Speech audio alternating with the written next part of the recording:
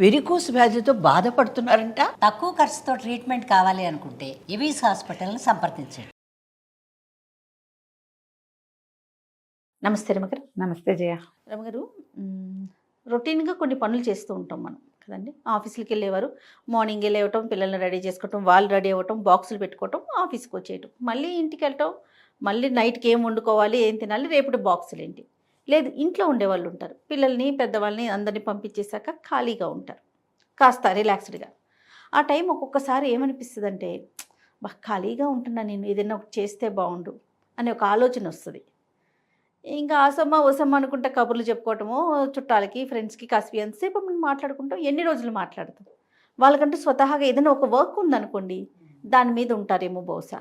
Bore కొడుతుంది నిన్న అనే మాట వింటూ ఉంటాం కదా.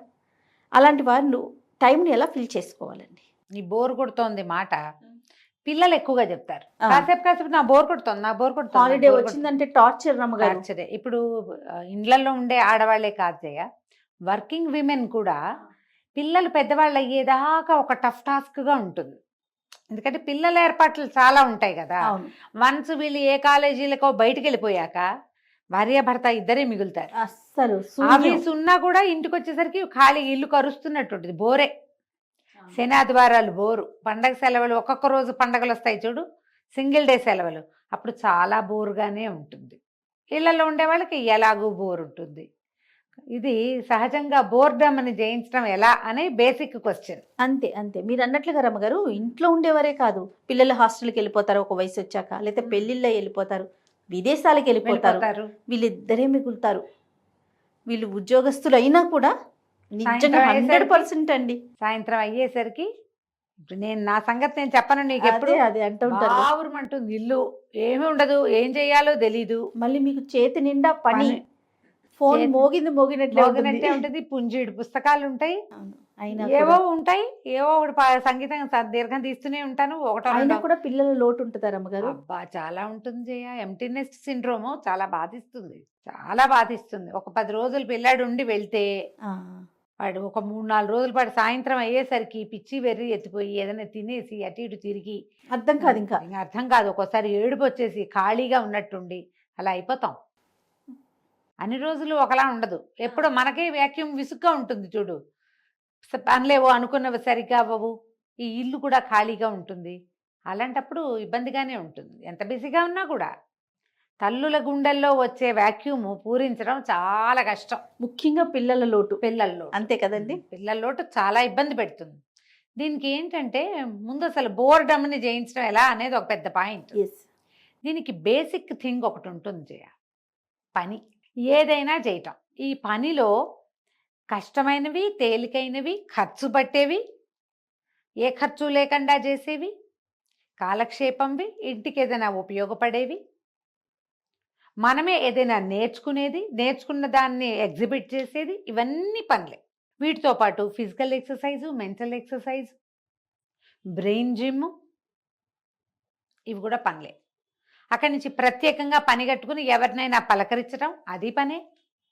అసమా ఓసమా కబుర్లు కాదు. ఎవరో దూరపు చుట్టం, శనాదివారాలు వాళ్ళని పలకరించాలి, వాళ్ళని పలకరించాలి, అదొక పని. వెళ్ళి అక్కడి నుంచి ఎవరికైనా వెళ్ళి ఏదైనా చదువు చెప్తావు, పని. ఎవరైనా 2 పిల్లల్ని వాకిట్లో కూర్చోబెట్టుకుని వాళ్ళకి చదువు చెప్తావు, అది ఇంకో పని. 4 మొక్కలు పెట్టి వాటి గొప్పులు తవ్వుతావు, అది ఇంకో పని. ఈ గుణం ఉండాలి. ఈ మొత్తం పనిచేసే గుణాలన్నీ మనకి ఉంటే మనకు బోర్ కొట్టదు. ఎప్పుడైనా వచ్చిన వ్యాక్యూమ్ని మనం ఏదో ఒక పనితో ఫిల్ చేస్తాం. నువ్వు కేవలం రొటీన్గా చేసే ఆ 4 వ్యవహారాలే చేస్తా, నేను కుట్టను, రాయను, చదవను, వినను, మాట్లాడను, చెప్పను, చెయ్యను అంటే బోరు ఫీల్ అవుతాను అని రాసుకోవాలి మనం. అంతే కదా. ఇవి ప్రత్యేకంగా వీటిని అలవర్చుకోవాలి. మీరు గమనించండి, ఈ చిన్నపిల్లల నుంచి, అంటే ఒక 2 పిల్లలు ఒక పిల్లాడో ఉన్నాడు, వాడు చిన్నప్పుడంతా వాడి పరుగు, వాడి క్లాసులు, వాడికి అవి ఏమిటో గదరగోళంగా తిరుగుతాం. వీళ్ళు 9th 10th వచ్చేసరికల్నే నేను డిటాచ్ అయిపోతూ ఉంటారు. మనతో అంత వ్యవహారాలు ఉండవు, మనం నీళ్ళు వేయక్కర్లా, మనం బట్టలు వేయక్కర్లా, అవన్నీ తగ్గిపోతాయి. కొంచెం తిండి ఏర్పాట్లు ఉంటాయి, వేళకి తిండి, టైమింగ్స్, కొంచెం చదువుకో లేలే, కూర్చో పడుకో ఈ ప్రోగ్రాంలు ఉంటాయి. అది కూడా దాటాక వాక్యూమ్ మొదలైపోతుంది అప్పుడే. ఇలాంటప్పుడు మీరు ఏదైనా నేర్చుకోండి. మీకు ఈ రోజున బోర్ కొడితే ఏం చెయ్యాలో నేను చెప్పలేను. మీకు ఎప్పుడైనా బోర్ కొడితే ఏం చెయ్యొచ్చో మీరు ఎలా నేర్చుకోవాలో మాత్రమే చెప్తున్నా. ఇవాళ బోర్ కొట్టింటే తాత్కాలికంగా ఏం చేయగలుగుతాం జయ?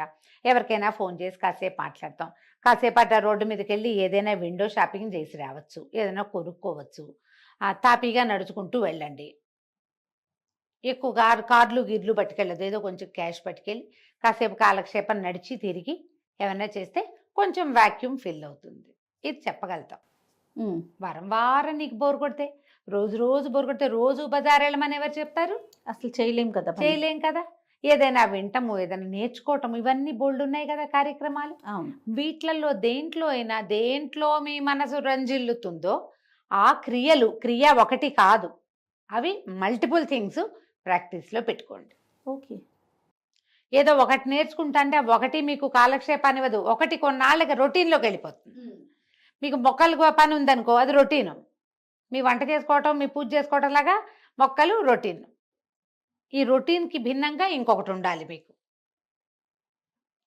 ఇన్ని పెట్టుకుంటే ఏమవుతుంది, ఈ మల్టీ టాస్కింగ్ వల్ల బ్రెయిన్ ఆక్యుపైడ్గా ఉంటుంది. దీంతో మీకు చాలా ప్రయోజనాలు ఉంటాయి. మనకి అన్నా మీకు అంటే నేనేదో నా గురించి చెప్తున్నట్లేదు కదా, నాకు కూడా నేనైనా చేస్తా అదే. ఇందులో ఇల్లు తుడుచుకోవటం, డస్టింగ్, అన్ని సామాన్లన్నీ ఒకసారి మళ్ళీ రీషఫ్లింగ్ చేసి శుభ్రంగా సర్దుకోవటం, బట్టలు సర్దుకోవటం, పుస్తకాలు సర్దుకోవటం, పేపర్లు సవరించడం, పిల్లల బట్టలు సవరించడం, దేవుడి మందిరం సెట్ చేసుకోవటం. పిచ్చైపోకండి, ఒకటే చేయొద్దు. అందుకే ఇన్నని చెప్తున్నా. ఒకటే చేస్తున్నావు అనుకో ఓసిడి కింద పరిణమిస్తుంది. అవును, మనకు అదొక ప్రాబ్లం ఉంటుంది కదా, అందులోకి వెళ్ళొచ్చు. తేపకు ఒకటి పెట్టుకోండి. అక్కడి నుంచి రకరకాల డిఐవైలు. నేను ఎన్ని నూనెలు చేస్తాను జయ, నా సరదాకి నేను చాలా చేస్తా. క్యారెట్లు నూనె తోచింది అంటే చేసేస్తా. మందార నూనె చేసేస్తాను, ఏదో ఒక నూనె చేసుకుంటుంటే. ఇప్పుడు మల్లెపూలు వస్తున్నాయి కదా, సెంట్ చేద్దాం, మల్లెత్తరు చేద్దామని ఆలోచిస్తున్నా. నిన్న మొన్న మా పెరట్లో చిట్టి పువ్వులు 1-2 పూస్తున్నాయి. ఇవాళ మా కింద జ్ఞానశ్రీ ఇన్ని పువ్వులు పట్టుకొచ్చింది. పువ్వులు కట్టి దేవుడి దగ్గర పెట్టాక వంట చేస్తున్న చేతులు అదే వాసన వస్తున్నాయి జయ. మల్లెపూల వాసన వదల్లా అసలు. అనిపించింది మల్లెత్తరు చేసుకుంటే ఎలా ఉంటుంది. నేను రోజు వాటర్ అవి చేసుకుంటాను. అవును అవును. రమ్మగారు, మీరు ఇది మాట అంటే గుర్తొచ్చింది. మీరు ఒకసారి క్యారెట్ తో కొబ్బరి నూనె ఫేస్ ఆయిల్ చేశారు, గుర్తుందా?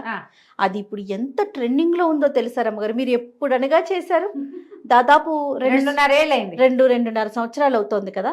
మనం యాక్చువల్ గా క్యారెట్ ఆయిల్ 3 ఏళ్ల క్రితం చెప్పాం, 2 ఏళ్ల క్రితం చేశారు కదా. ఇప్పుడు ట్రెండింగ్. ఖుష్బూ గారు వాడారట, అది ఆవిడ ఒక ఇన్స్టాలో పోస్ట్ పెట్టారు.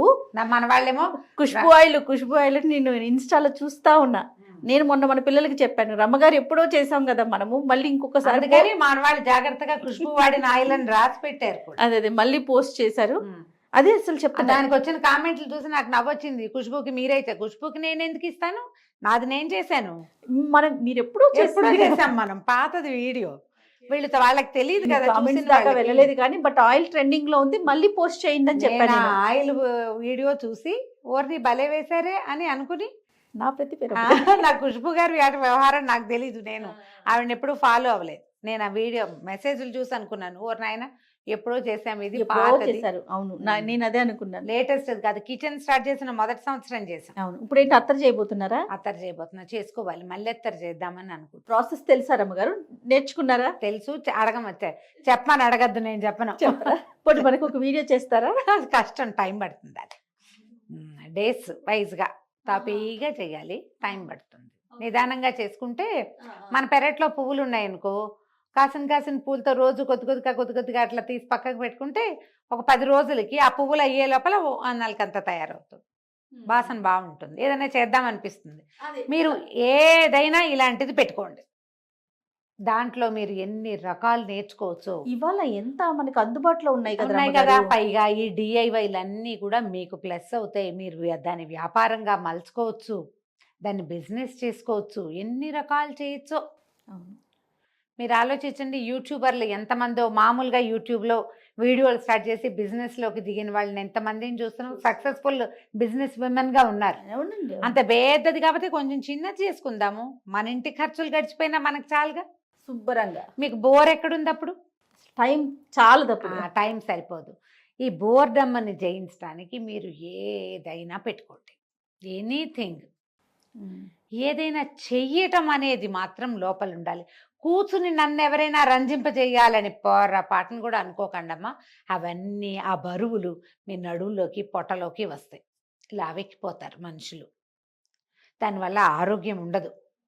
మీరు ఇలా యాక్టివ్గా ఉంటే మనకి ఏంటంటే ఈ మధ్యకాలంలో అందరూ డిమెన్షియా, అల్జైమర్స్ వాటి బారిన పడుతున్నారు. అవును. ఈ సమస్యలు రాకుండా ఉంటాయి. మొనాటని, ఎప్పుడు ఒకేలా ఉండటము, ఏ కొత్తదనము లేకపోవటము, ఒంటరితనము, మాట్లాడడానికి మనుషులు లేకపోవటము, ఎవరు లేరో నాకు అన్న దిగులు, ఈ ఎంటీ నెస్ట్ సిండ్రోము, ఇవన్నీ కలిసి మిమ్మల్ని పిచ్చి వైపుకి లాక్కెళ్తాయి. పిచ్చి అయిపోం, ఆ దారికి వెళ్ళిపోతాం. సుఖమేది, సంతోషమేది. అంతే. ఉన్నన్నాళ్ళు మనం హ్యాపీగా ఉండాలి. పిల్లలు మనతో ఉన్నా హ్యాపీగా ఉండాలి, పిల్లలు లేకపోయినా హ్యాపీగా ఉండాలి. అసలు మనతో మనం హ్యాపీగా ఉండడం ఎలా అనేది ప్రాక్టీస్ చేయండి. దానికి మీరు ఏం నేర్చుకున్నా, ఏం చేసినా మంచిదే. ఓకే. కానీ చెయ్యడం అనేది మాత్రం మానద్దు. మీరు ఏదైనా చేస్తూ ఉంటే అంతగా బాధించదు, బోరు. అప్పుడప్పుడు కాస్త ఇబ్బందిగా ఉంటుంది. అలాంటప్పుడు ఏముంది, గాల్లోకి నడుచుకుంటూ వెళ్ళిపోండి, బయటికి వెళ్ళండి, ఓ గుడిలోకి వెళ్ళరండి. రోజు అదే పనిగా గుడిపిచ్చే పెట్టుకోవద్దు. కొన్నిసార్లు గుడికి వెళ్ళండి, ఓసారి బజార్ వెళ్ళండి, ఫ్లవర్ మార్కెట్కి వెళ్ళండి. దూరం బేగం బజార్, మనకైతే బేగం బజార్లు అవి ఉన్నాయి, ఎంత కాలక్షేపం అయిపోతుందో. ఇది వరకైతే నేను మాల్స్కి వెళ్ళేదాన్ని జయ, ఇప్పుడు మా బయటికి వెళ్ళే పరిస్థితి పోయింది. కానీ నేను దాన్ని కోల్పోయా. ఎక్కడికైనా వెళ్తే అసలు నన్ను గుళ్ళోకి వెళ్తే దేవుణ్ణి కూడా సరాసరి చూడనివ్వటంలా, అదో పెద్ద సమస్యగా ఉంటుంది. అందుకని నేను ఇవన్నీ పోగొట్టుకున్నాను. కొత్త ఊరు, ఏదైనా ఊరు వెళ్తే మాత్రం నేను అసలు రూమ్లో పడుకోవడం ఇష్టమే ఉండదు జయ. నాకు తిరగాలనిపిస్తుంది. పిచ్చిగా తిరుగుతాం మేము, అటు ఇటు బాగా తిరిగేసి కాళ్ళు పీక్కొచ్చేదాకా తిరిగి అప్పుడు వెళ్ళి పడుకున్నాం. ఇక్కడ అవకాశం లేదు కాబట్టి మీరు ఇది ప్రాక్టీస్ చేస్తే బోరు అస్సలు ఉండదు. అదంటే ఏమిటి అని అడుగుతారు మీరు. నిన్న మొన్న అనుకుంటాను, నేను కీర్తి లంచ్కి వెళ్తున్నాం రమ్మగారు అని చెప్పాను. టెర్రస్ గార్డెనర్ రాజకుమారి గారి ఇల్లు ఒకటి నేను చేసి వచ్చాను, ఇక్కడ మన శ్రీనగర్ కాలనీలో. ఆవిడే ఇన్వైట్ చేశారు మమ్మల్ని, తర్వాత మన టీవీ5 కళ్యాణి గారిని, వీళ్ళంతా గార్డెనర్ ఫ్రెండ్స్ అనమాట. టెర్రస్ గార్డెన్ చేసేవాళ్ళు ఒక గ్రూప్ పెట్టుకున్నారు. ఇట్లా మమ్మల్ని కూడా ఇన్వైట్ చేస్తే వెళ్ళాం. అంతా మీ ఏజ్ ఒక 5 ఏళ్ళు అటు ఇటుగా, పెద్దవారు కానీ చిన్నవారు కానీ. ఒక్కరు కూడా ఖాళీగా లేరు రమ్మగారు. టెర్రస్ గార్డెన్ రన్ చేసుకుంటున్నారు కొంతమంది, అట్లా కాలక్షేపం. పికిల్స్ పట్టుకుంటున్నారు, రియల్ ఎస్టేట్ బిజినెస్ చేస్తున్నారు, తర్వాత పర్ల్స్ కానీ ఆర్నమెంట్స్ సేల్ కానీ ఇలాంటి. అంటే ఒక 4-5గురితో మాట్లాడా, 4-5 కూడా ఇట్లాగే పిల్లలు చదువులు అయిపోయి సెటిల్ అయిపోయిన పిల్లలు. వాళ్ళు మాత్రం ఎవ్వరు ఖాళీగా లేరండి. ఎవరి అసలు ఎంత నాకు భలే హ్యాపీగా అనిపించింది. యాక్టివ్గా ఉన్నారు రమ్మగారు, యాక్టివ్గా ఉంటారు. సొంత ఖర్చులు వెళ్ళిపోతాయి, మన కాళ్ళ మీద మనం నిలబడుతున్నామని ఉంటుంది. ఆత్మనిర్భరత అంటారు చూడు, అది ఉంటుంది. హ్యాపీగా ఉంటారు, బ్లిస్ఫుల్ గా, నలుగురితోటి మాట్లాడతాము, హ్యూమన్ రిలేషన్స్ బాగుంటాయి. చక్కగా కావాలనుకున్నప్పుడు ఇట్లా గుంపు అంతా కలుస్తున్నారు, ఏదో లంచ్ డిన్నర్ అరేంజ్ చేసుకుంటున్నారు, కష్ట సుఖాలు మాట్లాడుకుంటున్నారు. చాలా హ్యాపీగా అనిపించింది వాళ్ళని చూసినప్పుడు. అట్లా టైం చూడండి ఎట్లా స్పెండ్ చేస్తున్నారు అనేది. మరి మనం యువతరులలో చూసి నేర్చుకోవాల్సింది అదే కదా. అంతే కదా. ఆలోచించండి, ముందు రకరకాల పనులు చేయటం ఎలా అనేది ప్రాక్టీస్ చేయండి. తప్పకుండా రమ్మగారు. నమస్తే. నమస్తే.